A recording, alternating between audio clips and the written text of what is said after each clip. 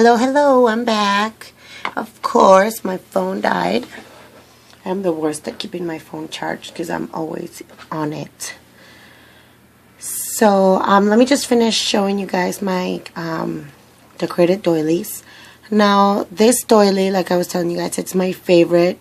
I used all my scraps on like lace and stuff, and it's the only one that I cut because I really wanted it to look like an actual wreath. And I used some of that same lace that I used for the text. Just made a little bow. And then I bought these flowers a long time ago on Wild Orchid Crafts. They're like the teeny ones. And just look how cute that is. Love it. And then this one, I was experimenting with these technique a while back for other projects that I had. I'll show you. So I took my doily and I covered it with acrylic paint, and then I just went over with the ink pad and just kind of distressed it and threw some like distress color on it. And I took some gold lace. No, not lace. Gold. What do you call this? Trip. And then with this one, I used my Tim Holtz. I have been playing with my distress stains, but what I like about the alcohol inks and using alcohol is that it gives it like a really subtle color.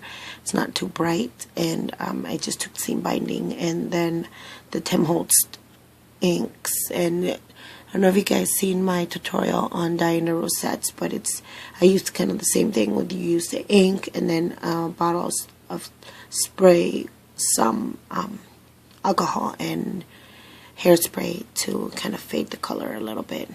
So I really like how that looks.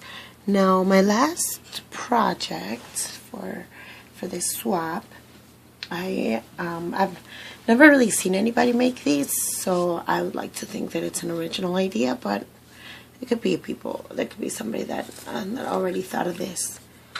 Anyway, I'm really proud because it's the first time that I made them, and I think they turned out pretty neat. So we had to decorate 7 bottle caps, and I got a vintage, which I do want to make a tutorial on it because I did not find any tutorials when I first bought mine. I was super scared that I would not be able to use my dyes with it, and I've slowly been learning on things on how to use it, so I'm going to show you guys. But anyway, I did try squeezing these with that, and it works, but I really want to make them 3D. So look guys, this is what I did. I made mini shakers with the Tim Holtz paper. So you can see there's the bottle cap.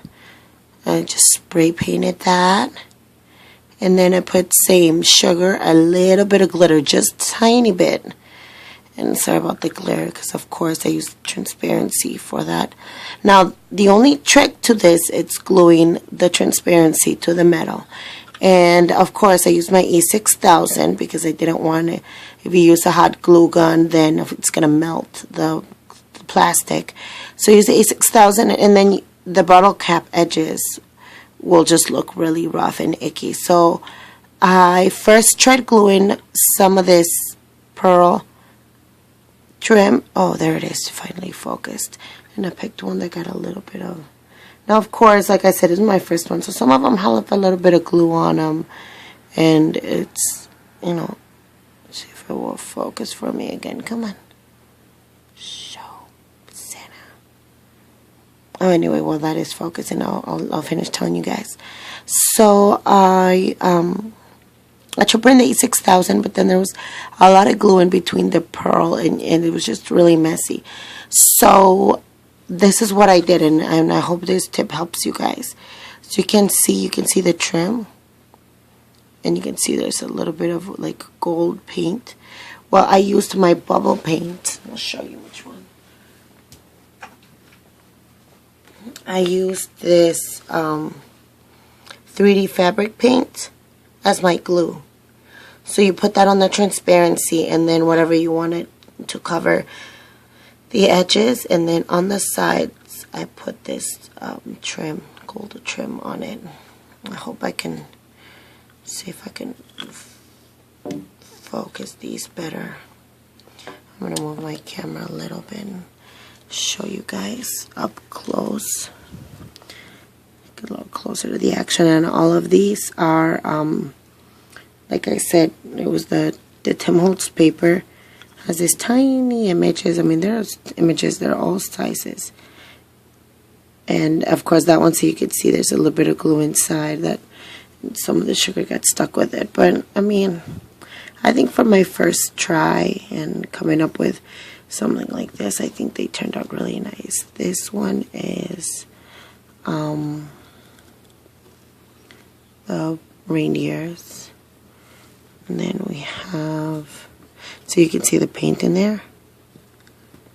We have another Santa in there.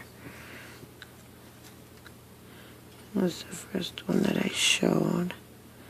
How cute they are. And then on the side, because then all of this is the edge of the bottle cap. So we cover that with paint. And then, well, it's fresh. You want to put the pearls or whatever you want to, lace, whatever you want to cover it. Because the paint, I tried to put in the paint alone and it just didn't look very finished. I didn't like how that looked. But look at little shakers. And then on the sides, I put a little bit more trim, so you can really see the edges of the bottle cap. There we go. See, it'll focus there a little bit more. So here it is. I hope you guys get some cool ideas by watching this. Like I was gonna make a tutorial, but this is more like a trial and error. You kind of have to. Now, what I did learn, it's easier to, instead of making the circles and then glue them, make a square that obviously goes over the edges, that's bigger than the circle, then the bottle cap. Put the glue on, then put the transparency on top, and then I used my Martha Stewart punches as weights to I put the weights on top to make sure that it was all pressed. And once it dry,